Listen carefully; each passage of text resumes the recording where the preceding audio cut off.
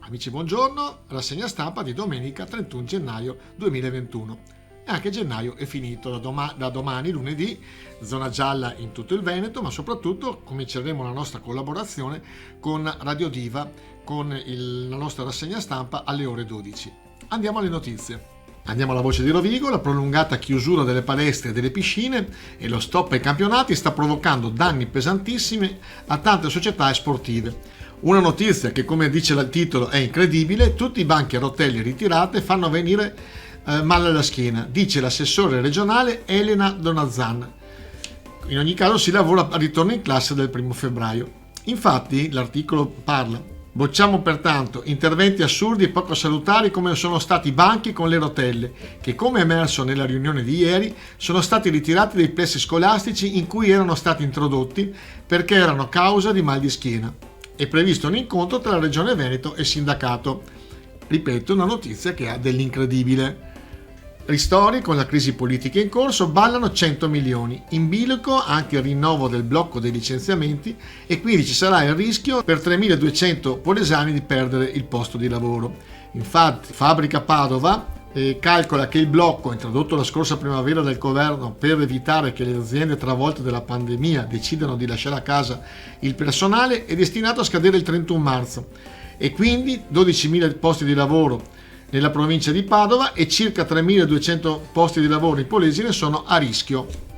Pagina del Gazzettino di Rovigo, dalla prima pagina tornano in classe 4.400 studenti. All'interno di questa notizia: a scuola si riparte, metà sui banchi, metà in DAD, in didattica a distanza. Il caso del Celio Roccati: ciascuna classe farà lezioni in presenza con tutti gli studenti a turni settimanali, collegi docenti e riunioni in streaming. Naturalmente il problema sono i trasporti: 7 studenti su 10 usano i mezzi pubblici e sono quindi pronti 21 autobus in più. Con la didattica in presenza al 50%, il costo mensile delle corriere sale a 80.000 euro. Se fosse al 100% la didattica di presenza, salirebbe a 205.000 euro. In ogni caso, è prevista anche la presenza di personale di vigilanza nelle autostazioni più grandi. Per quanto riguarda i vaccini, 5.000 polesani ora sono protetti dal Covid-19, hanno completato la profilassi con entrambe le dosi, 5.000 persone.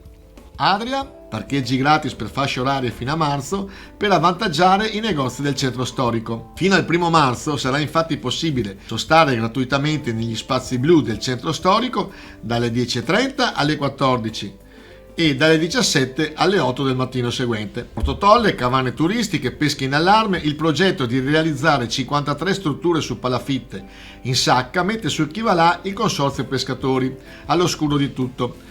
Dito puntato sulla giunta Pizzoli, con la minoranza che prende le difese delle categorie chiedendo più trasparenza. Infatti Human Company ha fatto una domanda per costruire 53 cabane turistiche nel tratto di laguna direttamente connesso al mare tra quella che è nota come Spiaggia delle Conchiglie e Punta Garbin.